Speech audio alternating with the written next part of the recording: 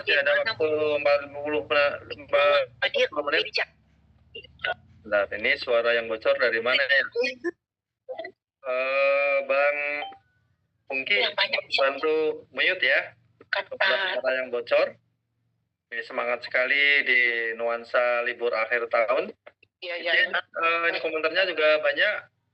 Kita ini ya, yang pertama tadi dari Tangerang Selatan ini yang tadi cerita tentang ini Ustaz. Tentang kebiasaan mencatat. Ini dari Ibu Yani ya. Assalamualaikum warahmatullahi wabarakatuh. Izin sharing Ustaz. Saya mencatat rutin pengeluaran tapi memang selalu minus.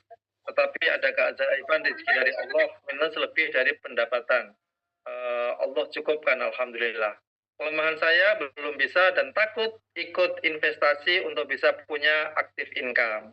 Saya ingin punya kemampuan berani berinvestasi agar punya dana pensiun. Jazakallah khair. Gimana cara ini tidak bisa membeli Ustaz? Kekuatan atau kemampuan, keinginan untuk berinvestasi nih. Kemampuan ini nggak bisa dibeli. Gimana caranya agar bisa berinvestasi nih Ustaz? Tolong dijelaskan.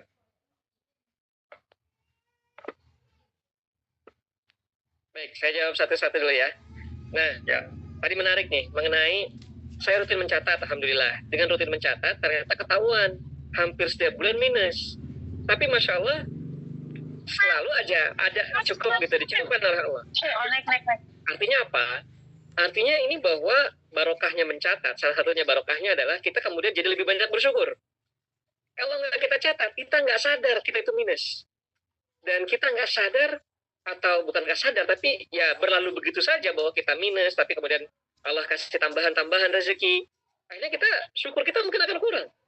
Tapi karena kita catat dan kita tahu itu minus, lalu Allah kasih tambahan-tambahan yang lain, sehingga kemudian dicukupkan, maka kita rasa syukur kita menjadi bertambah. Nah, itu salah satu hikmahnya kita mencatat. Tadi di awal saya juga mendengar salah satu problem kita adalah tidak rutin mencatat dan seterusnya. Nah, untuk Bapak Ibu sekalian, teman-teman semua yang ingin punya kebiasaan baik dalam mencatat, saran saya dibaca surat Al-Baqarah ayat 282. 282. Ini ayat terpanjang dalam Al-Qur'an, 282, bicara tentang mencatat. Apa pesan yang di sini? Ini menarik nih 282 ini. Dan semua alasan kita sudah Allah jawab di situ. Apa alasan kita tidak mencatat? Tadi saya dengar ada yang beralasan, uang saya sedikit, ngapain dicatat? Lihat Al-Baqarah 282. Bisa dibilang, catatlah besar maupun kecil. Lalu saya ternyata, tapi bosan. Lihat Al-Baqarah 282. Catatlah dan janganlah engkau jemu. udah dibalas, udah Allah sudah kasih jawabannya di situ. Udah tahu alasan manusia. Catatlah dan jangan kamu jemu. Ada yang beralasan, saya nggak tahu caranya. Nah, kalau nggak tahu caranya, coba lihat Al-Baqarah 282. Suruh orang lain mencatat. Di situ dibilangnya begitu. Faktubuh, catatlah. Mintalah para pencatat. Nah, kalau kita bilang mintalah para pencatat untuk mengimlakan kepada orang yang bertransaksi. Itu artinya apa? Mintalah para pencatat. Artinya kita nyuruh orang kalau memang nggak tahu caranya. Sudah ada alasan-alasan kita itu udah dijawab sama Allah. Ya, nyuruh orang itu nggak harus kita nyuruh orang bayar orang, tapi bisa juga kan kita menyuruh sistem. Kita nyuruh teknologi. Itu kan bagian dari kita memanfaatkan teknologi. Nah, anak saya sekarang sedang berada di Mesir. Alhamdulillah dikasih kesempatan untuk belajar ke sana. Belum bisa ngatur keuangan sendiri. Abah minta uang, Umi tolong transfer. Dari kami kasih syarat, kamu harus bisa nyatet dulu pengeluaran kamu berapa aja. Bisa kemudian dihitung jadinya berapa kebutuhannya. Jangan di loss gitu aja. Karena baru 1 bulan, jadi belum tahu terbiasa. Saya kasih kesempatan 1 bulan. Catat semua pengeluaran. Gimana cara nyatetnya? Kan repot nyatetnya. Ya udah, gini aja. Bikin satu grup WA khusus. Isinya cuma uminya, abinya, sama anaknya. Udah. Semua pengeluaran kamu catat di grup ini cuma buat catat pengeluaran aja. Jadi setiap dia jajan dia catat, setiap dia pergi dia catat, keluar uang dia catat. Beli jeruk catat sekian, naik taksi sekian, bikin keanggotaan perpus sekian, beli buku sekian, kemudian jajan di sini sekian, dicatat semua. Dicatat tapi berantakan. Kak, tolong ditotal. Aduh banyak banget mbak, aku nggak bisa totalnya. Udah kamu tulis saja dulu angkanya. Sengaja saya challenge begitu kan. Nah, yaudah setiap angka ditulis, tapi dia juga belum nyatat semua. Oke. Saya iseng, saya nyuruh AI.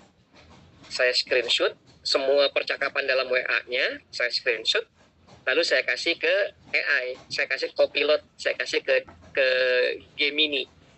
Tolong hitung pengeluaran yang ada di sini, buatkan tabelnya. Sampai Gemini langsung keluar, seret bentuknya tabel. Total pengeluaran sekian. Ya udah, itu bisa. Jadi Bapak Ibu sekalian kan gini, kita sekarang dengan teknologi lebih terbiasa pegang HP dibandingkan dengan pegang buku.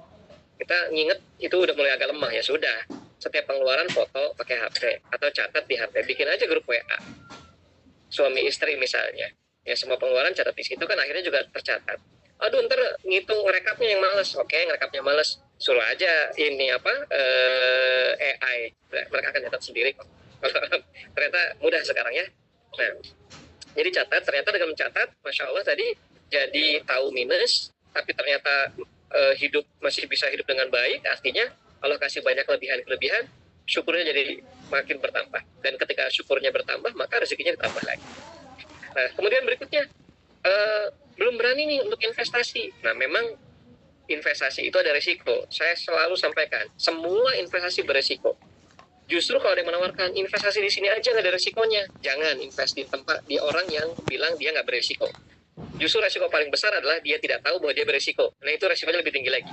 Jadi saran saya adalah mulai investasi itu yang kecil-kecil dulu di resiko yang kecil.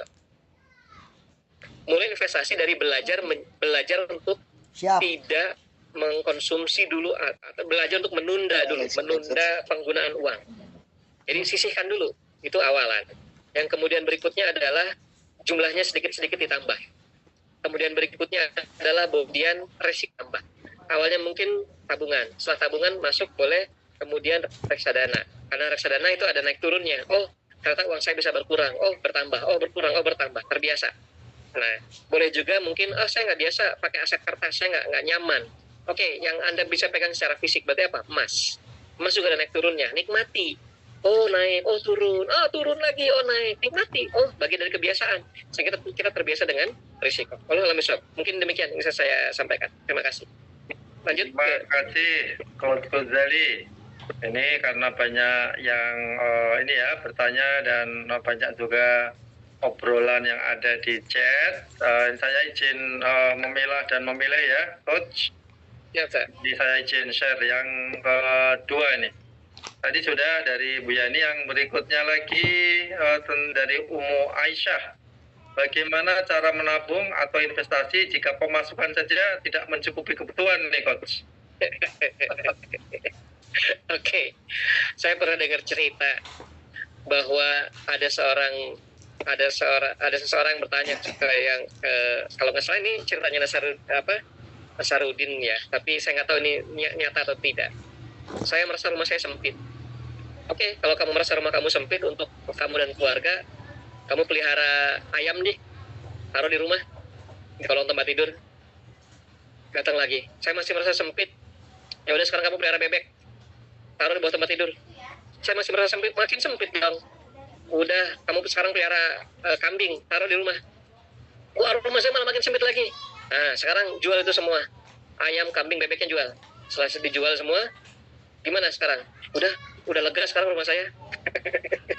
Sempit atau lega, lapang atau sempit, besar atau kecil, tadi saya sampaikan di awal ya, uang itu bukan masalah berapa nominalnya, tapi kadang-kadang berasal dari pembandingnya. Kita bandingkan, nah itu di keuangan disebutnya dengan peer benchmarking. Kita itu merasa kecil atau banyak karena kita benchmarking ke peer kita. Peer itu adalah yang biasanya satu profesi, satu umuran, satu angkatan, atau sama saudara kandung yang satu tingkat di atas, satu tingkat di bawah. Oh, kakak saya udah bisa begini, oh adik saya udah beli ini, saya belum. Oh, tetangga sebelah, rekan profesi saya begini, saya belum. Sehingga merasa kurang. Nah ini gimana dong, kita mau saving buat biaya hidup aja, penghasilan aja masih belum cukup untuk pengeluaran. Ya mungkin evaluasi pengeluarannya deh. Evaluasi pengeluarannya. Apakah cukup atau tidak, itu kan saya nggak tahu berapa angkanya ya. Kita belum bicara angka, tapi berkaca dari tadi tentang pelihara kambing dan seterusnya, ya mungkin kita baru merasa lega setelah kita disempitkan lebih sempit lagi, baru kemudian kita merasa lega. Saran saya untuk pembiasaan, saving dulu deh 100.000 aja sebulan. 100.000 aja sebulan. Anggaplah itu nggak ada. Nah ini saya praktekkan, saya challenge ini teman-teman di Tanjung Priuk, para kuli pelabuhan Tanjung Priuk. Kuli pelabuhan Tanjung Priuk penghasilannya 15.000, 25.000 per hari. Itu dulu ya. Mereka pulang bilang sama istrinya, terserah ini duit mau dipakai apa, yang penting besok sebelum berangkat kerja ada uang, ada makan, ada sarapan, ada kopi, ada rokok, sisanya terserah mau buat apa. Itu pesan suaminya begitu. Nah saya bilang gini, Bu, berapapun suami bawa pulang, 5.000 masukin celengan. Akhirnya dilakukan tuh, 5.000 masuk celengan. Besoknya suami mau kerja, disediakan sarapan, disediakan kopi, disediakan rokok. Tapi kali ini rokoknya beda. Biasanya sebungkus sehari, sekarang dikasih cuma 2 batang. Suaminya protes. Loh, emang uangnya kurang? Enggak, uangnya nggak kurang. Disimpan kok, ditabung.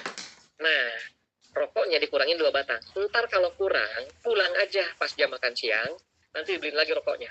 Ternyata apa yang terjadi? Siang itu dia nggak pulang. Sorenya baru pulang normal. Tanya sama istrinya, gimana tadi rokok 2 batang? Cukup nggak? Ya kalau ada 2 batang, dihabisinnya 2 batang. Kalau ada sebungkus, dihabisinnya sebungkus. Memang kita nggak merokok. Tapi ini saya rasa bisa jadi analogi. Kalau uangnya ada, pasti kita manfaatkan. Kalau uangnya ada buat makan di luar, kita makan di luar. Kalau uangnya ada buat beli sesuatu, kita beli sesuatu. Kalau uangnya ada buat ngopi di kafe, kita ngopi di kafe. Tapi kalau nggak ada, kita pakai kopi gunting. Nah, sesuaikan dengan kondisi masing-masing, paksakan diri untuk invest di awal, bukan di akhir. Insya Allah nanti akan punya kebiasaan yang baik untuk punya habit, tidak menghabiskan seluruh untuk konsumsi, untuk mengeluarkan penghasilan untuk konsumsi, tapi ada untuk investasikan. Allah alam. Mungkin demikian tipsnya dari saya. Oke, terima kasih. Semoga terjawab ya. Ini izin ini ya saya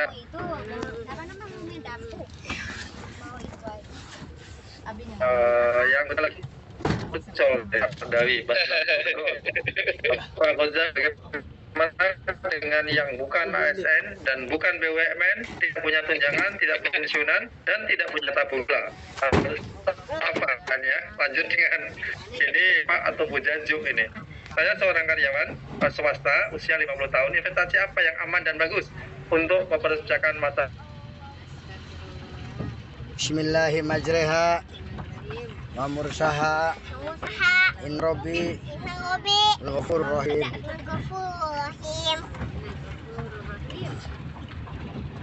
5 orang ini, silakan. Baik. Tadi yang punya pensiunan, yang tunjangan ini hampir sama lah ya. Swasta nggak semua swasta juga punya pensiunan ya. Oke. Tidak, untuk yang kerjanya di swasta, bukan ASN, bukan BUMN, nggak punya tunjangan, kemudian juga ingin persiapan pensiun, prinsipnya sama. Lihat di aset kita. Saya rasa mulai sekarang lakukan financial fitness. Lihat asetnya. Asetnya otot atau lemak.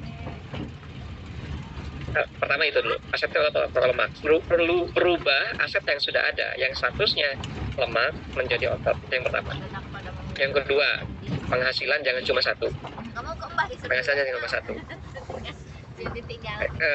Yang ketiga, penghasilan jangan cuma satu itu dalam satu keluarga ya, bukan berarti dalam kita kerja double gitu ya, tentu semua orang bisa. Tapi ketika suaminya kerja satu tempat, istrinya mungkin dagang di rumah atau apapun juga, tapi penghasilan jangan cuma satu. Yang ketiga, manfaatkan keahlian sehingga ketika masa pensiun kita masih bisa dari keahlian.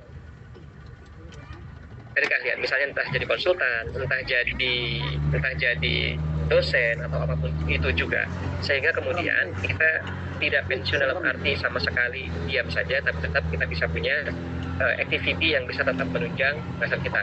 Kalau aset tidak besar, maka activity harus dijalankan. Maka itu juga kita tetap harus jaga itu masukin supaya kita tetap sehat dan beraktivitas walaupun kita sudah pensiun. Kira-kira begitu mungkin untuk yang dua tadi. Yang pertama, untuk ASN guru 3 sampai dengan 5 orang anak gitu ya. Yakinlah bahwa setiap anak ada rezekinya masing-masing. ASN guru juga punya penghasilan yang sangat tidak beda jauh dengan ASN yang lain, dan tetap punya pensiun juga, gitu ya. Dan apa privilege menjadi ASN guru, biasanya anak-anaknya juga akan punya kemudahan untuk bisa pendidikannya nggak akan terlalu mahal.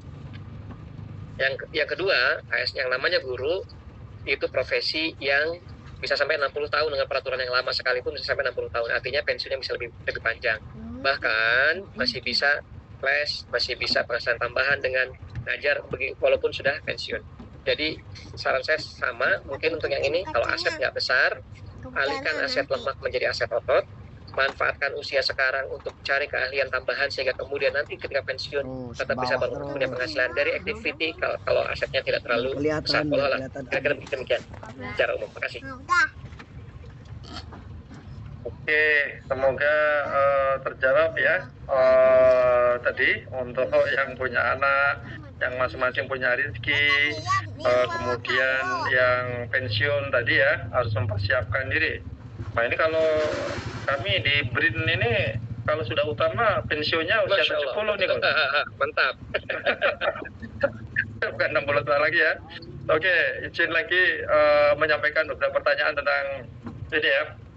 Tadi Pak Idris, bagaimana caranya mengatur keuangan agar target membeli rumah secara cash bisa tercapai? Nah ini mungkin perlu penjelasan juga nih Coach. Gimana nih kalau niatnya beli rumah tapi harus cash gitu? Pertama mungkin perlu dievaluasi dulu targetnya.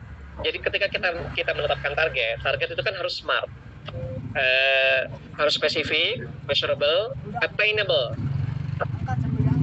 Attainable itu ya terjangkau gitu, tercapai. Jadi bukan sesuatu hal yang terlalu mustahil. Apakah beli rumah secara cash mustahil? Enggak juga, bisa. Tapi kenapa kita pengen beli rumah secara cash? Ya pasti karena biasanya sih jawaban pertama adalah nggak mau riba. Apakah dengan menghindari riba itu dengan cara belinya secara cash? Enggak juga, masih ada cara yang lain kok. Gitu. Dengan cara apa? Ya utang juga boleh, nggak dilarang beli rumah secara utang. Yang nggak boleh itu riba, bukan utang, kan? Jadi harus dibedakan antara riba dan kelihatan Abina. Oke, saya sendiri alhamdulillah beli rumah tidak pakai KPR, tidak pakai riba, tapi juga tidak cash. Cash bertahap kira-kira. Cash bertahapnya gimana? Apa sih kalau kita ngejar harga rumah memang berat. Kenapa? Karena harga rumah naik terus gitu kan. Inflasi properti itu lebih tinggi dibandingkan inflasi barang-barang pada umumnya, sehingga kenaikan harga rumah itu jauh lebih cepat dibandingkan kenaikan harga barang-barang pada umumnya. Maka kalau kita nunggu uangnya cukup untuk beli cash, itu makin lama makin berat. Kenapa sih harga rumah naik terus? Harga tanah yang naik.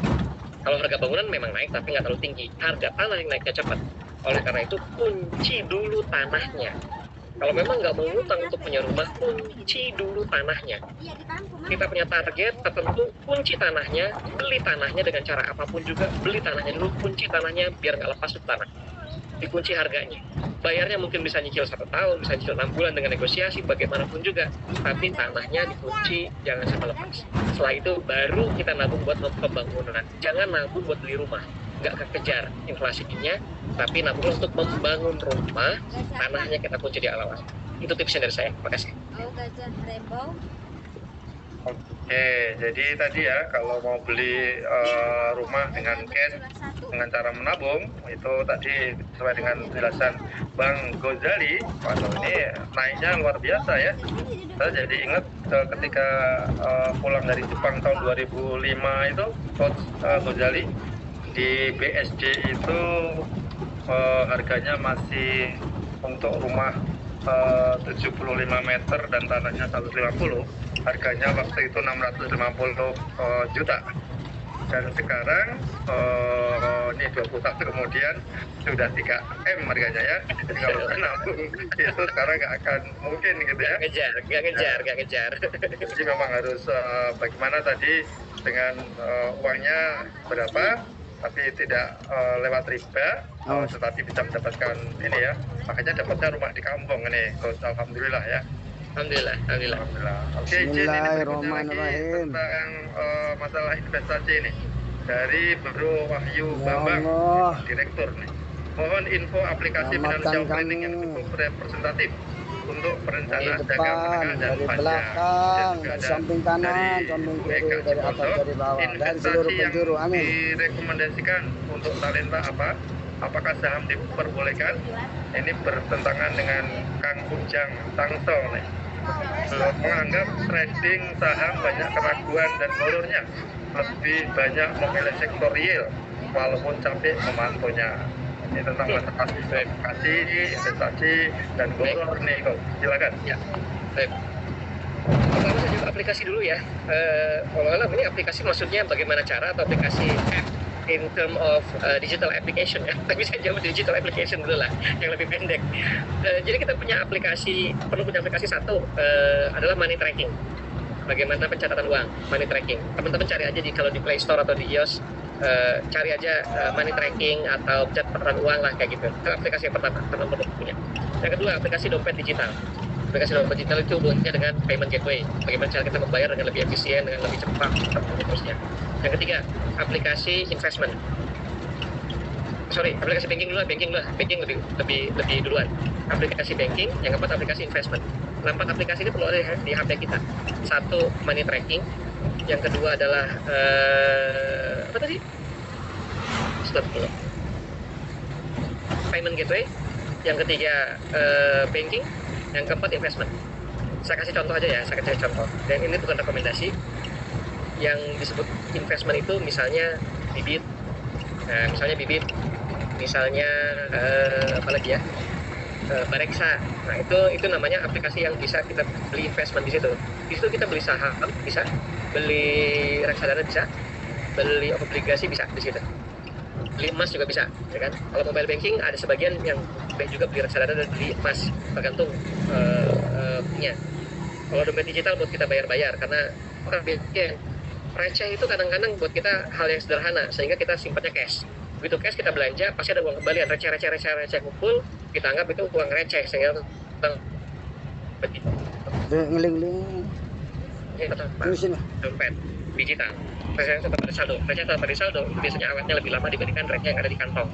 Nah itu fungsinya mungkin simple, sederhana, dan kelihatannya receh, tapi akumulasi receh kali banyak sama dengan banyak, kira-kira begitu. Itu aplikasi. Saham boleh nggak gitu?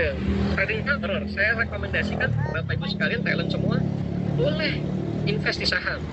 Saya nggak rekomend trading, saya bilang punya saham. Kalau trading saham hanya untuk orang yang punya waktu dan kapasitas untuk itu. Belajar dulu lah gitu, trading saham.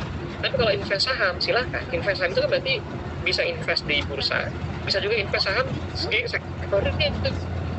Kita punya bisnis, kita nggak bisa bisnis, kita nggak punya waktu untuk bisnis, ya sudah kita invest sahamnya, kita beli sahamnya, kita beli saham perusahaannya, kita invest di teman kita yang punya bisnis. That's what I mean with saham gitu ya. Tapi saya juga tidak memandang trading saham di bursa juga tidak boleh. Kenapa? Karena kita sudah punya berpatokan pada fatwa Dewan Syariah Nasional, itu udah banyak fatwanya. Fatwa DSN nomor 45 yang paling awal, kemudian fatwa nomor saya lupa 90-an gitu, udah yang baru-baru itu bicara lebih detail lagi tentang bagaimana kita bisa trading di bursa saham Indonesia tanpa melanggar syariah. Ya caranya gimana? Paling simpel, ketika teman-teman punya download aplikasi trading saham, ada pilihan di situ nasabah konvensional, nasabah biasa, reguler, akun reguler atau akun syariah. Kalau teman-teman pilih akun syariah, maka nanti akan ditandai perusahaan mana yang nggak boleh dibeli. Contoh, perusahaan bank jelas tidak boleh dibeli. BCA, BBNI, Bank BNI, Bank Mandiri itu nggak boleh dibeli kalau kita pilih akun syariah. Kemudian cara tradingnya, kalau yang syariah tidak bisa beli trading jangka pendek. Misalnya trading margin trading itu nggak boleh secara syariah. Tapi kalau kita belinya cash, jual belinya cash itu boleh. Nah itulah perbedaannya. Ya karena saham kita anggap sebagai sebuah komoditi. Saham itu kan komoditi yang mewakili paper aset, yang mewakili aset yang namanya perusahaan. Jadi saham itu boleh diperjualbelikan.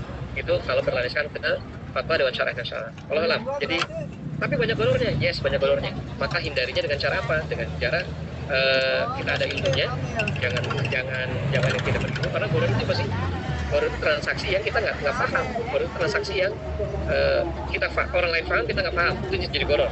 Lawan transaksi kita paham itu jadi goror. Ada informasi yang disembunyikan biar di bursa semua terbuka, laporan keuangan malah dibuka, dibandingkan dengan kita invest sembarangan di bisnis yang kita nggak pernah tahu, nggak ada laporan keuangan. Yang lebih baik kita invest di bursa, yang situ laporan keuangannya ada di setiap perusahaan gitu ya. Tapi saran saya ini untuk advance, kalau yang mau trading. Kalau mau jangka panjang ya beli aja lah saham-saham yang masuk LQ45 gitu ya. Kalau kemudian ditinggal 2 tahun 3 tahun, tengoknya mungkin 6 bulan sekali, 3 bulan sekali. Tapi kita juga bisa invest di saham milik talent saudara kita sendiri. Yang di situ kita ya tentu harus mengawasi. Di sektor lebih capek, iya lebih capek. Kenapa? Karena ya kita awasi sendiri. Beda kalau di bursa. Di bursa efek ya PT Bursa Efek Indonesia akan memberikan peringatan. Anda belum keuangan harus segera setor. Kalau nggak setor Anda kena denda dan seterusnya. Mereka akan ikut mengawasi, bukan cuma kita sendiri. Tentu saja ada efeknya adalah biayanya lebih tinggi dibandingkan kita invest langsung di perusahaan teman atau di sektor real. Tentu saja hasilnya akan jauh lebih optimal. Kalau demikian. Oke, semoga terjawab ya tadi pertanyaan tentang masalah horor, juga masalah investasi yang direkomendasikan. Berikutnya izin dari Bu Nitrina Fauziah nih, Coach Gozali.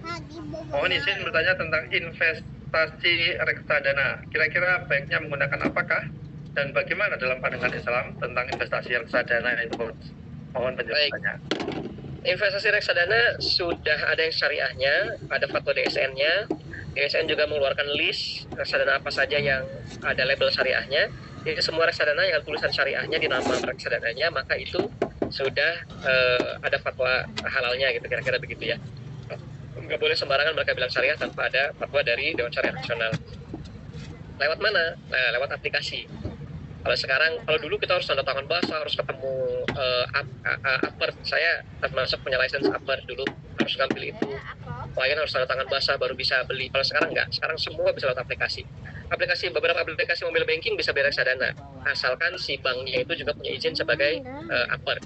Yang kedua, bisa lewat aplikasi langsung investment. Contohnya tadi Bibit, Bareksa, itu di aplikasi itu kita bisa langsung kok beli reksadana di situ. Gitu ya, jadi mudah sekarang, sudah serba digital. Pandangan insya Allah yang syariahnya juga oke. Kenapa? Karena sudah ada reksadana syariah. Tinggal kita lapor aja ketika buka akun, kita pengen buka akunnya akun syariah gitu. Nah, maka insya Allah kita dipilihkannya pun nanti cuma boleh beli yang syariah saja. Kalau demikian, terima kasih. Oke, jadi prinsipnya teman-teman ini tentang masalah investasi, saham dan sebagainya harus tahu juga ya, jangan hanya pokoknya asal sabet begitu, harus dilihat sisi syariahnya, karena kita adalah para dai yang harus beri contoh kepada sekitar kita. Izin ini berikutnya, izin masalah peremasan dan LM ini nih, Tat. Ya, jadi dari Bu Rino ya, ini Rini Ivo Anggra ini. Berapa bulan lagi saya pensiun, punya tabungan berapa gram LM, apa yang harus saya perbuat dengan LM itu saat pensiun agar bisa menghasilkan. Kemudian dari Bu Syarifah, untuk dana darurat, apa ini sebaiknya diemaskan juga? Sementara jika dalam jangka tahunan uang akan nilainya semakin menurun. Kemudian dari Muhammad Amanullah, izin bertanya bagaimana tips agar emas bisa digunakan sebagai cara berinvestasi dalam jumlah besar, mengingat adanya nisab untuk zakat setiap tahunnya. Silakan, Coach. Baik. Masya Allah, ini banyak banget ini ya. Kalau sudah masuk pensiun dan di masa pensiun tidak ada penghasilan lain, saran saya LM-nya harus diperhitungkan. Kenapa? Karena LM memang memberikan kenaikan harga, tapi LM tidak menghasilkan cash flow. Saya ulangi ya, LM tidak memberikan penghasilan bulanan, walaupun harganya naik. Jadi kalau kita sudah masuk usia pensiun, lalu kemudian katakanlah dari tunjangan pensiun ada, berarti LM-nya simpan aja, mungkin dijual pelan-pelan setahun sekali misalnya. Tapi kalau misalnya kita nggak ada penghasilan lain di masa pensiun, cuma ada LM aja, berarti LM-nya harus diubah bentuknya. LM yang harganya naik, kita ubah bentuknya menjadi modal usaha. Dari situ lalu kemudian ada uang bulanannya. Itu kalau yang tadi sudah masuk usia pensiun. Nah, bagaimana LM atau emas tadi untuk dana darurat? Boleh. LM untuk dana darurat bagus banget, tapi jangan semua LM. Tadi kan dana daruratnya saran saya kan 4 sampai dengan 4 sampai dengan 12. Jangan semuanya bentuk LM. Mungkin dari 4 sampai dengan 12 katakanlah setengahnya LM. Setengahnya lagi deposito atau cash gitu ya, atau tabungan. Jangan semua LM. Karena kalau semuanya LM, ingat harga LM juga bisa turun.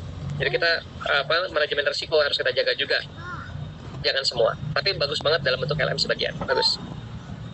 Bagaimana kalau kita mau invest emas tapi dalam jumlah yang besar karena itu dan nisab nggak bisa kita hindari, nisab nggak bisa kita hindari. Tetap aja kita harus bisa membayar zakatnya atas LM tersebut. Tapi saya rasa gini, yang kena zakat itu bukan cuma LM, yang kena zakat itu semua aset likuid itu kena zakat. Ketika kita simpan di deposito itu juga kena zakat. Ketika kita simpan dalam bentuk tunai itu juga kena zakat. Ketika disimpan dalam bentuk properti memang nggak kena zakat, tapi pajaknya properti kan mahal sekali gitu ya. Itu kenapa kita perlu cari nanti titik keseimbangannya di mana. Tapi ada salah satu cara membuat LM itu tidak terlalu besar zakatnya. Itu dengan cara jualan LM. Kalau kita jual LM, maka LM yang kita miliki statusnya adalah barang dagangan. Ketika statusnya barang dagangan sama barang simpanan, itu zakatnya beda aturan zakatnya. Kalau alam, kira-kira itu caranya. Makasih. Oke, terima kasih Coach Gozali. Ini sampai jam 8.50 ya. Masih ada sekitar 10 menit lagi. Izin saya share lagi yang pertanyaan berikutnya. Ini tentang masalah ini dari Bu Ufa ini ya. Ustadz, yang saya pahami berarti urutannya adalah membangun kesadaran berpikir mengelola keuangan dulu, baru mempelajari sambil praktek, dan perlu coaching yang rutin untuk memberikan rambu-rambu, terutama yang paham rambu syariatnya. Bukan hanya sekedar berpikir aset dunia, tapi juga aset akhirat. Ini konfirmasi dari pembicaraan kita tadi, Coach Gozali. Cakep. Sebetulnya kita nggak semua dari kita harus ahli syariah, dalam arti kita paham bagaimana dalil-dalilnya tentang produk-produk hukum muamalah ya. Tapi kan kita sudah dibantu bahwa sebagai orang awam kita ikut saja fatwa ulama kita aja. Kalau kita fakih, seorang fakih mau belajar itu bagus, berfatwa sendiri. Tapi kalau tidak, ikut aja fatwa ulama. Makanya saya ikut fatwa DSN.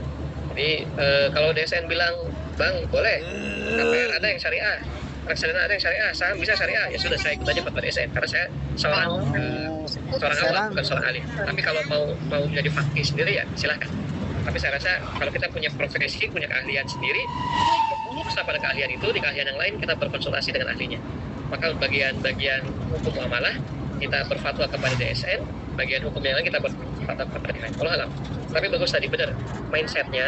Jadi cara kita berpikir, baru kemudian cara kita bertindak. Karena tindakan kita ditentukan oleh mindset kita.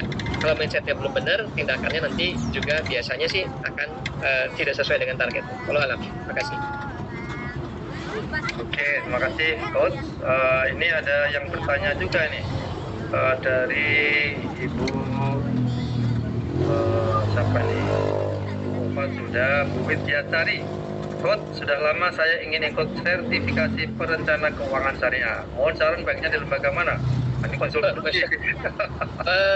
Punten, saya juga udah lama saya udah lama juga tidak update dengan aturan-aturan terbaru. Saya nggak tahu lembaga mana saja, tapi setidaknya ada dua sih yang saya tahu. Yang pertama dari FPSB sendiri, FPSB Indonesia itu ada juga yang syariah. Yang kedua dari itu siapa yang beli itu? Pokoknya ada dua besar ya. Yang judulnya CFP, yang kedua adalah yang judulnya Google aja lah, nanti cari. Ada dua lembaga besar. Saya sendiri sudah sangat sedikit, sudah sangat membatasi klien-klien pribadi, sehingga saya lebih banyak ke klien corporate. Makanya saya nggak update lagi dengan aturan-aturan yang baru. Tapi sertifikasi tujuannya apa? Kalau tujuannya cari ilmu, saya rasa yang dicari bukan sertifikat, tapi pendidikannya itu jauh lebih penting. Praktek itu jauh lebih penting. Kecuali mau praktek. Kalau mau praktek untuk jadi konsultan ya, kalau jadi konsultan yes, cari sertifikasi. Tapi kalau untuk diri pribadi nggak perlu sertifikat. Yang penting output. Ini masih ada beberapa di ruang chat ya. Dari Bu Santi Anggra ini, saya invest ada kolam renang banyak. Beberapa item merugikan. Bagaimana cara memilih ini? Wah, ini udah investasi nih, Coach. Alhamdulillah sudah mulai. Ada yang turun, ada yang naik, itu hal yang sangat biasa. Kalau naik semua malah berbahaya. Berarti ada yang aneh. Harus memang wajarnya ada yang naik, ada yang turun, ada yang rugi, ada yang untung. Nah, gimana cara pilihnya? Yang pertama, sesuaikan jangka waktu dengan risiko. Kalau untuk jangka waktu yang kita mau pakai dalam jangka waktu pendek, boleh pilih yang reksadanya sifatnya pasar uang dan pendapatan tetap. Ya katakanlah yang di bawah 3 tahun gitu ya, boleh pasar uang atau pendapatan tetap. Kalau kita yang jangka panjang, mau dipakainya masih lama gitu ya, buat anak kuliah katakanlah masih di atas 10 tahun, pilih yang resikonya tinggi, contohnya reksadana saham, yang tipenya tipe saham. Jadi yang pertama, screeningnya adalah mana syariah, mana tidak. Yang kedua, screening dari sisi jenis. Jenisnya adalah jenis yang saham untuk jangka panjang, campuran jangka menengah panjang, pendapatan tetap jangka menengah, reksadana pasar uang untuk jangka pendek. Nah, jadi dari sisi jenis. Screening pertama syariah, screening kedua jangka waktu dan jenisnya, yang ketiga baru dari penerbitnya siapa, atau lihat dari selama ini grafiknya seperti apa. Nah ini memang kalau baca grafik mungkin tidak untuk yang awam ya, tapi teman-teman bisa lihat, oh ini dia pernah setinggi itu, sekarang lagi turun, kemungkinan dia akan bisa ke situ lagi, masih mungkin begitu. Allah alam. Oke, semoga menjawab ya kepada Ibu. Ini balik lagi, tadi ada yang bertanya dari Samsung. Ya, apa nama Samsung ini tadi ya? Yang Samsung 836 AM. Beli emas di bank dengan cara mencicil. Apakah sesuai dengan syariat?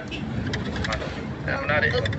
Oke, beli emas dengan cara cicil. Emas cicil itu sudah ada fatwa syariahnya.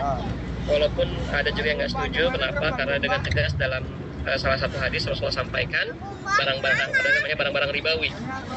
Emas dengan emas, perak dengan perak, gandum dengan gandum, tepung dengan tepung, ada yang ditambahkan garam dengan garam, kurma dengan kurma, itu ditukar dengan berat yang sama. Khusus emas dan perak harus dalam kondisi cash. Nah itu adalah hadis yang mengenai tentang barang-barang ribawi. Tapi kemudian ada fatwa dari DSN, kalau nggak salah fatwa nomor 77 kalau nggak salah ya. Fatwa dari DSN itu menyatakan bahwa emas di Indonesia tidak dijadikan sebagai mata uang, maka itu tidak berlaku tidak termasuk yang disebutkan dalam hadis tersebut. Sehingga kemudian emas sebagai komoditas itu pada umumnya boleh diperjualbelikan secara tidak tunai. Itu bunyi fatwanya kira-kira seperti itu. Dan itu kemudian dari fatwa DSN itulah kemudian Bank Syariah membuat produk namanya cicil emas. Nah, ini terserah teman-teman mau ikut fatwa itu atau tidak. Yang kedua, kalau tidak mau ikut fatwa itu, masih menganggap tidak sesuai dengan fatwa tersebut karena hujahnya mungkin kurang kuat, teman-teman bisa beli emas bukan dengan cara cicil, tapi dengan cara bertahap. Beda nyicil dengan beli bertahap gini. Kalau kita targetnya 100 gram, kita beli 1 gram, 1 gram, 1 gram, 1 gram, 1 gram, sampai jadi 100 gram. Itu belinya bertahap. Kepemilikan kita bertambah sesuai dengan uang yang kita bayar. Itu belinya secara bertahap. Itu bukan nyicil. Ada orangnya Bang Amok ya. Itu secara bertahap. Iya dia. Belinya cash, dikit banyak. Harganya tetap gitu. Harganya ini harga berdasarkan beli. Kita beli 1 gram, berarti harga setiap bulan akan berubah sesuai harga pada saat itu. Itu no way at all. Definitely. Nah, meragukan tadi adalah beli dengan cara harga mengikat juga. Nah itu kalau harga mengikat ini kan murabahah. Karena pembayaran bertahap harga mengikat berarti murabahah. Nah murabahah itu kan ada utang. Boleh fatwa DSN 77 tadi, nanti kemudian merasa hujahnya kurang kuat untuk fatwa itu. Mangga silahkan ikut yang mana. Terima kasih Coach atas penjelasannya. Izin tadi pertanyaan berikutnya lagi tentang ini ya, tentang pembeli emas di bank ini ya. Deposit dari Pak Mudakir 838 AM. Kalau deposit di bank pasti untung meskipun di bank syariah. Apakah termasuk riba, Coach? Coach itu di bank syariah dapatnya sistemnya bagi hasil. Nah, bagi hasilnya itu bukan dari net profit, tapi dari gross profit. Jadi hampir bisa dipastikan bahwa deposito itu hampir selalu mendapatkan keuntungan, walaupun keuntungannya naik turun. Naik turunnya adalah tergantung dari gross profit dari bank tersebut.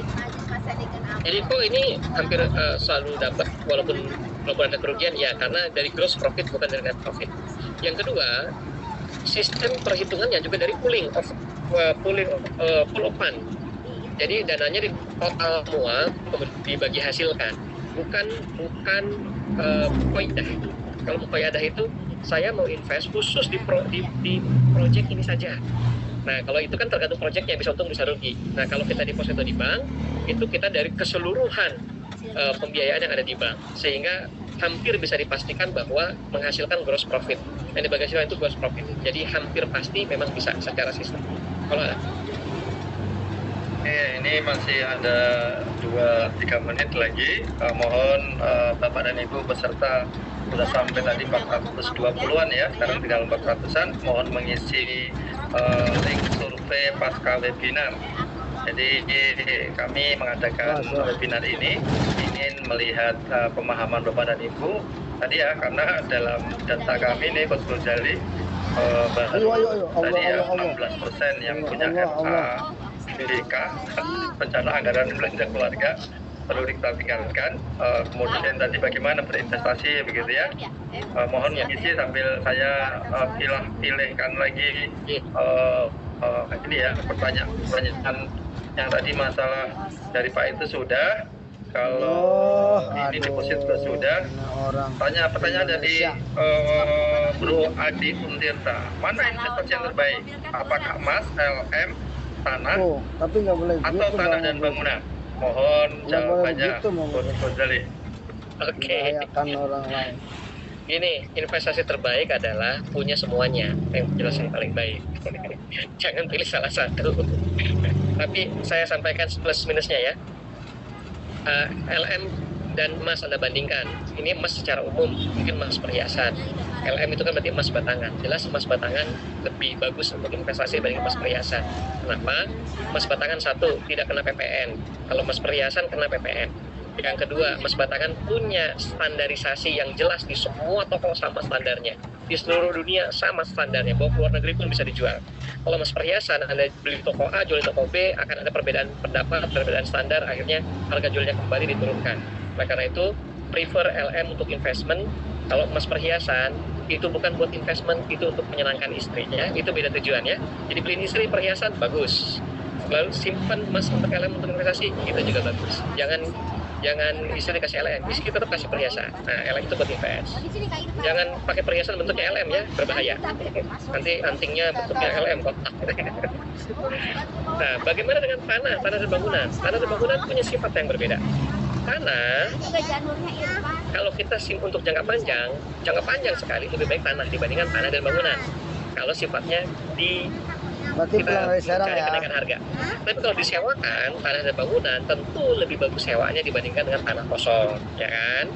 Dan kemudian dijual belinya nanti gimana? Nah gini, ketika kita mengharapkan ada orang mau beli tanah kita, tentu tidak semua orang bisa belinya secara tunai. Maka kita juga perlu permudah bagaimana cara orang beli tanah tersebut supaya liquid. Caranya adalah bagaimana? Perlu ada bangunannya walaupun sedikit. Kenapa begitu? Karena kalau tanah kosong tidak bisa pakai KPR. Tapi kalau tanah ada bangunannya, maka bank boleh membiayai bangunan tersebut dan tanah yang ada di bangunan tersebut. Beda ya. Kita mau jual tanah 200 meter, tanah kosong 200 meter. Harganya pun katanya udah mahal, misalnya 10 juta per meter. Berarti 10 juta kali 200 meter itu berapa? Sudah 2 miliar. Mungkin kesulitan orang beli cash. Maunya lewat bank. Nah, kita buatkan aja bangunan 50 meter persegi. Walaupun tanahnya 200, bangunan cuma 50. Itu bisa di KPR-kan dibandingkan tanahnya kosong sama sekali. Nggak bisa dipakai KPR. Ya, kita memudahkan pembeli kita supaya mereka bisa membeli tanah kita dengan mudah. Kalau alam, demikian. Oke, terima kasih Coach atas penjelasannya. Pertanyaan terakhir ini ya, dari Bu Wahyu. 841 AM. Izin coach, saya jualan LM Antam. Tadi coach bilang ada beda antara zakat penjual dengan penyimpan. Bagaimana detailnya? Karena selama ini saya membayar zakatnya sebagai penyimpan. Oh, jadi besar. Memang ada beberapa pendapat, mungkin harus tanyakan lagi kepada yang lebih ahli ya. Tapi gini, yang jelas kalau zakat penjualan itu zakatnya ada yang berpendapat adalah dari profit. Zakatnya zakat penjualan. Tapi kalau penyimpanan, yang jelas adalah nisab 85 yang tidak dipakai. Semua LM tidak mungkin dipakai. Perhiasan dipakai tidak kena zakat. LM dipakai. LM tidak mungkin dipakai, maka semua LM pasti kena zakat selama dia di atas nisab 85 gram. Artinya kalau dia penyimpan jelas kenanya dari total selama di atas 8. Nah, zakatnya 2,5%. Tapi kalau sebagai pedagang jual beli itu ada dua pendapat memang. Ada yang mengikuti yang ngitungnya adalah dari aset, nilai aset. Nah, aset bersama dengan dapat sebagai penyimpan. Nanti cek lagi mana yang lebih kuat hujannya untuk kita. Ya. Oke, terima kasih coach. Ini ada lagi. Meninggal. Oh, ini masih ada beberapa komentar dan pertanyaan. Bagaimana cara dari Pak Asep ya? Pak Asep Supriyadi, bagaimana cara menghitung tabungan yang bisa menjadikan financial freedom? Wah, seperti Elon Musk ini makanya. Orangan. Baik. Financial freedom ini memang jadi jargon lah ya, walaupun saya tidak terlalu banyak menggunakan financial freedom karena berat sekali. Kalau mau punya tabungan atau punya aset liquid yang bisa memberikan sumber penghasilan secara pasif terus-menerus, itu perhitungannya adalah 200 kali lipat dari kebutuhan bulanan. Jadi kalau butuhnya 10 juta, maka harus punya 2 miliar. 10 juta kali 200 kan 2 miliar. 2 miliar ini kalau kita tempatkan dalam deposito atau sukuk yang bisa memberikan return 6% per tahun net, maka per bulan kita akan dapat uang kira-kira 10 juta per bulan. 6% per tahun net ini agak berat sedikit. Kenapa? Karena sekarang rata-rata adalah 5, sekian, masih kena pajak juga. Jadi netnya mungkin di 5 bukan di 6. Kalau 5 berarti angka faktornya bukan 200, di atas 200 sedikit lah, silakan hitung sendiri. Tapi kalau patokannya kira-kira gampang itu ya 200, targetnya 200. Jadi begitu juga kalau mau pensiun. Saya pensiun pengen berbakti di yayasan, saya nggak usah digaji, saya pengen hidup dari aset saya aja, dan asetnya liquid semua. Ya, kalau kayak begitu, miliki 200 kali lipat. Target 10 juta berarti punya 2 miliar, taruh di sukuk, maka per bulan kira-kira dapat 9 sampai dengan 10 juta. Masya Allah. Ini kalau tahu, Coach Ghazali sudah berapa ratus kali lipat dari sukuk. Nggak akan tercapai. Nggak akan tercapai ya.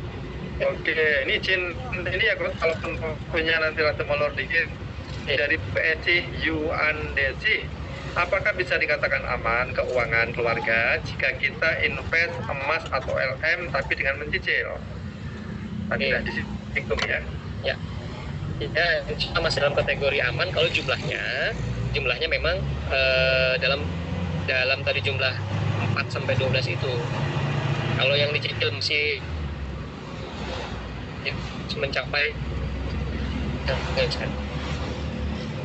sampai 12 kali. Bukan 3 sampai 12 tadi di ya, kalau 3 itu konvensional. Kalau teori syariahnya 4. Oh, Masya Allah. Kalau bakal 2, 3, 4. Ya, oke. Ini Bu Tika mau undang Coach Ghazali ya, nanti untuk perusahaan keluarga. Oh, nanti lewat Japri ya Bu, dan panitia dapat 10% dari. Oke, izin, ini sudah ada semua, materi juga sudah sampaikan. Dari Pak Bambang Ciputat UIN, bagaimana agar berani keluar dari zona nyaman ASN seperti Ustaz Ghazali yang sebelumnya ASN dan sekarang menjadi freelance? Ya, semua orang punya jalurnya masing-masing Pak, jangan nggak usah ikut jalur orang lain. Segini, keluar dari zona nyaman adalah membuat diri kita tidak nyaman di zona itu. Apa yang membuat saya tidak nyaman di zona di DFKU pada saat itu adalah saya melihat bahwa di masa depan setiap 3 tahun sekali saya harus pindah-pindah tempat. Itu membuat saya tidak nyaman. Kenapa tidak nyaman? Karena ya memang stabilitas keluarga menjadi salah satu concern saya. Kalau 3 tahun sekali, 2 tahun sekali harus pindah kota, itu kan sangat merepotkan dari sisi pendidikan anak dan pembentukan keluarga gitu ya. Nah itu concern saya. Walaupun memang dari awal memang saya tidak terlalu tertarik lah untuk melanjutkan karir di sebagai PNS. Nah tentu setiap orang akan punya zona nyaman dan tidak nyamannya sendiri. Saya membuat zona itu menjadi tidak nyaman sehingga saya lebih nyaman dalam hal yang lain, kira-kira demikian. Jadi ya tergantung niatannya lah atau ini prefernya kemana. Ya, jadi kalau nanti semua ASN pada ya itu jangan nanti ya.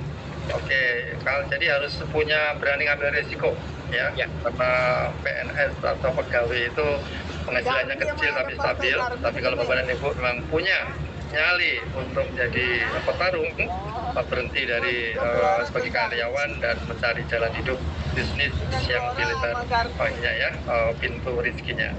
Kemudian dari Bu Mahukira ini ya, Coach, rumah saya mau dijual, ada sertifikat tapi nggak ada IMB-nya, dan yang mau beli nggak bisa ambil KPR karena nggak ada IMB-nya, sedangkan daerah rumah nggak ada yang punya IMB. Arah baru.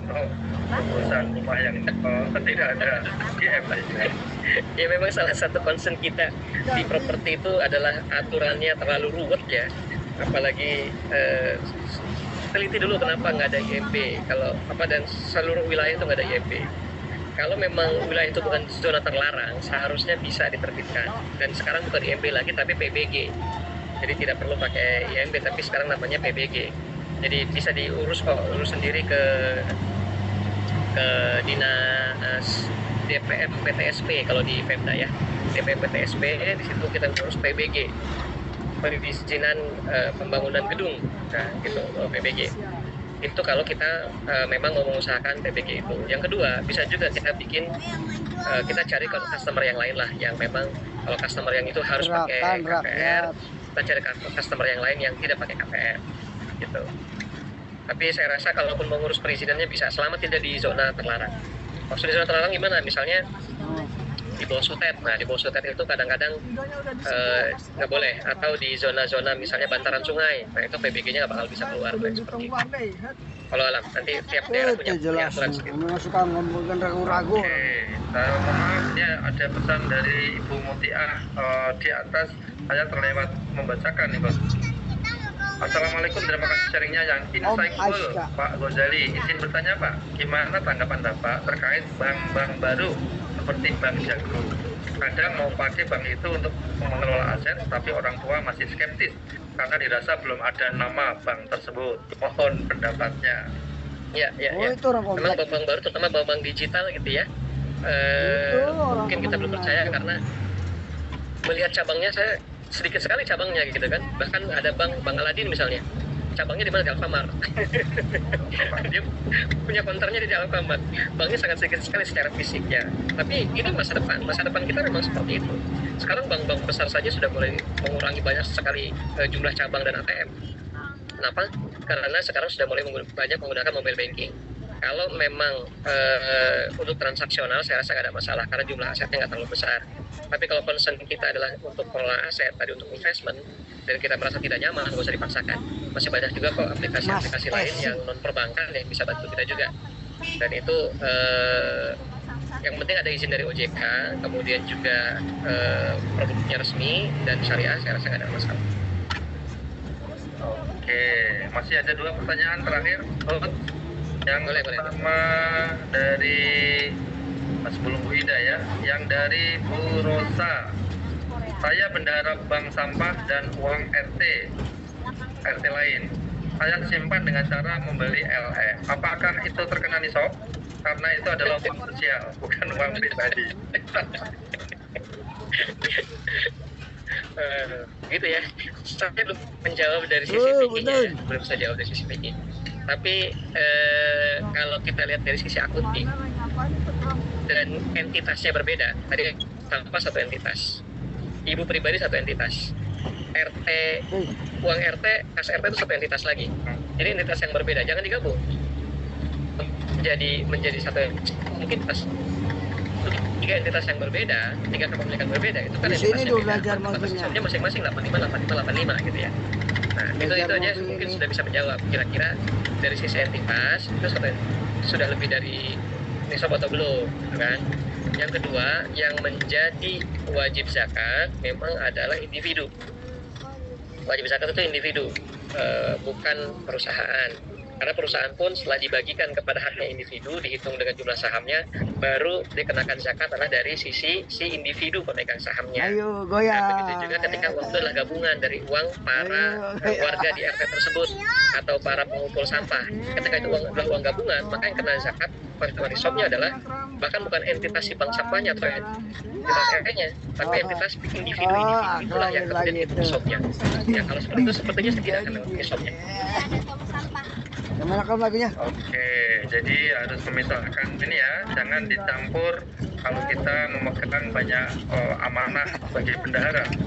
Maksudnya jangan Lagu 1 juta itu Bro. Oke, ini ada curcol dari Ibu Ida Yenita. Bagaimana apabila dana kita dipinjam teman atau saudara dan susah untuk pengembaliannya? Selamanya sudah lebih dari 5 tahun nih, Lihat soal Al-Quran ayat 279. Bukan 28 yang ayat terpanjang tadi ya? Bukan, 282 geser ke kanan, Ya, 279. oke. Nah, dibaca di situ aja lah. Ada jawabannya ya? Itu yang pertama. Yang kedua, Rasulullah ketika Isra Mi'raj itu di salah satu amalan yang diperlihatkan Rasulullah, amalan ahli surga. Salah satunya adalah di situ Rasulullah melihat bahwa meminjamkan uang itu lebih besar dibandingkan pahala orang yang sedekahkan uang. Kenapa pahalanya lebih besar meminjamkan uang dibanding mensedekahkan uang? Karena kalau sedekah, ngasih, kita lupa. Kalau pinjam, ngasih, kita ingat terus. Resikonya lebih tinggi. Nah, kalau kita setelah meminjamkan lalu mensedekahkan, maka kita dapat 2 pahala. Pahala meminjamkan dan pahala mensedekahkan. Kalau ibu masih bisa nagih, kewajiban ibu adalah nagih. Tapi kalau sudah bisa nagih, maka kita punya pilihan untuk mensedekahkan. Pilihan ya, bukan wajib, pilihan. Oke, demikian Bapak dan Ibu acara kita hari ini. Tapi izin saya perlu bertanya juga nih, kok Sendal Arab. yang kita lihat ini udah ada 70 orang yang menjawab ini ya. Izin Assalamualaikum. saya mengkonfirmasi juga kepada Bapak dan Ibu, terutama Coach Gozali ini, tentang tadi triple E. Ido udah datang. Income. Bagaimana cara optimal mengkombinasikan ketiga sumber pendapatan dari allowance, activities, and asset dalam berbagai fase kehidupan. Jadi cara optimal mengkombinasinya ya. Dan kapan waktu yang tepat untuk membangun income dari aset? Oke. Pertama, kalau kita lihat biografi orang-orang sukses secara finansial ya, itu bukan gantian, bukan allowance selesai baru dia cari activity selesai baru dia bangun aset, bukan. Tapi ketika dia masih punya allowance, dia sudah mulai beraktiviti yang menghasilkan income. Jadi prakteknya, misalnya, kita kasih allowance sama anak-anak kita sebagai uang saku. Mereka masih punya hak asas allowance, tapi mereka juga harus kita dorong cari activity yang bisa memberikan penghasilan bagi mereka, walaupun jumlahnya nggak besar. Tapi pengalamannya sangat berharga buat mereka, dan uang yang dihasilkan dari tangan sendiri, itu efeknya beda dengan uang yang diterima dari orang tua. Itu yang perlu kita bangun ke anak-anak kita, karena kita udah lewat lah, dari sisi allowance kita udah lewat ya. Yang kedua, activity. Berarti kita cari activity yang activity-nya memberikan income. Tapi, while kita melakukan activities, jangan sampai kita lupa membangun aset. Karena sumber aset itu harus dari penghasilan yang ada sekarang. Kapan mulai membangun aset? Sejak punya income. Walaupun membangun asetnya belum bisa ngasih income, tapi setidaknya asetnya harus sudah ada dulu. Yang tadi 4 sampai dengan 12 itu kan ketika nggak kepake, ketika kita sudah pensiun kan udah nggak perlukan lagi, atau berkurang nilainya. Artinya itu sudah bisa kita pakai menjadi aset. Atau aset yang sekarang statusnya lemah kita ubah jadi otot. Contoh yang paling menarik itu sering saya temui orang persiapan pensiun udah keburu punya rumah 5 kamar misalnya karena anaknya 3. Begitu mau pensiun dia bingung penghasilan dari mana. Saya tanya, aset terbesar apa? Rumah. Berapa harganya? 3 miliar. Oh, dulu mahal banget harga rumah. Oh enggak, kalau dulu murah, dulu 300. Cuma karena ini udah lama, di upgrade segala macam dan sekarang daerahnya maju, jadi sekarang 3 miliar. Sederhana kalau saya bilang, jual aja rumahnya. Kok nggak dipakai? Kamar yang nggak dipakai cuma 1, sedangkan sudah 5 kamar. Tapi orang tuanya nggak mau. Tentu dia nggak mau. Kenapa? Terlalu banyak kenangan di sini. Nah, ini. Jangan simpan aset secara emosional. Ya. Kenangan itu cukup di kepala, nggak usah kenangan dalam barang. Ntar susah dijualnya, gitu ya. Jadi, asetnya dimiliki, oke. Sambil kita activity, kita membangun aset. Ketika activity kita harus dipaksa stop, maka kita mengalahkan aset. Tapi selama kita bernafas, seharusnya kita harus terus memiliki activity. Kalau demikian mungkin mohon maaf saya nggak mungkin perlu menyudahi sampai di sini karena sudah ditunggu untuk agenda berikutnya. Terima kasih banyak atensi yang luar biasa dari teman-teman semua. Masya Allah ini pertanyaannya sampai puluhan ya. Mudah-mudahan ada waktu di lain waktu untuk bisa kita silaturahmi lebih lanjut. Insya Allah. Syukur kasih Coach Ghazali atas ilmunya dan semangatnya, dan dari survei teman-teman ini tertarik untuk bagaimana hidup nyaman dan aman ketika pensiun gitu ya. Karena dari data ternyata banyak yang di atas 50 tahun ini usianya ya. Oke, ya terima kasih Coach Ghazali. Nanti akan ada yang mengontak Coach Ghazali, terutama mau diundang ke perusahaan keluarga tadi ya. Ya, terima kasih Sukron. Sebelum Bapak dan Ibu pamit, saya izin menampilkan sekilas ya hasil apakah Bapak dan Ibu meningkat pemahamannya. Ya, izin ya sebelum kita tutup bersama-sama. 77 orang telah mengisi.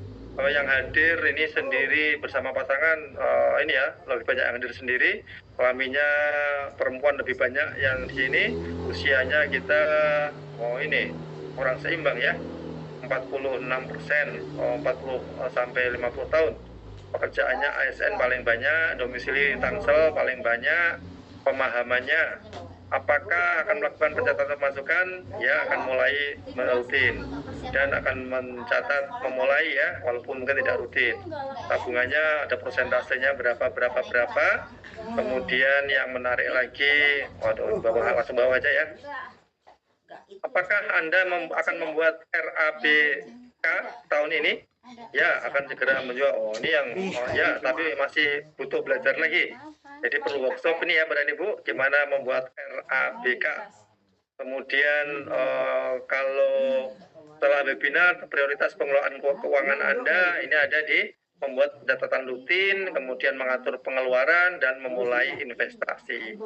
Kemudian pemahaman materi, alhamdulillah konsep alokasi ini yang semakin ke kiri ini ya, masih belum, yang biru ini perlu dinaikkan. Kalau yang hijau dan ungu ya semakin baik ya. Perencanaan dana pensiun ini ada banyak yang kelihatannya meminta ya. Kemudian hal konkret yang berikutnya lagi, dan nanti masukan ini akan kami olah. Sudah ada 85, dan terima kasih sekali lagi kepada Coach Ghazali dan teman-teman semua. Kita akhiri dengan baca hamdalah dan kafatul majelis. Alhamdulillahirabbil alamin, subhanallah. Alhamdulillah, astaghfiruka wa atubu ilaik. Saya Agus Benar Sukri sebagai moderator acara hari ini. Mohon maaf atas segala kekurangan dan khilafan. Semoga Bapak Ibu tetap sehat walafiat dan tetap semangat untuk membahagiakan keluarga di akhir tahun 2024, dan selamat menyambut tahun 2025. Semoga menjadi tahun yang lebih baik dan lebih berkah untuk kita semua. Assalamualaikum warahmatullahi wabarakatuh. Waalaikumsalam. Warahmatullahi wabarakatuh.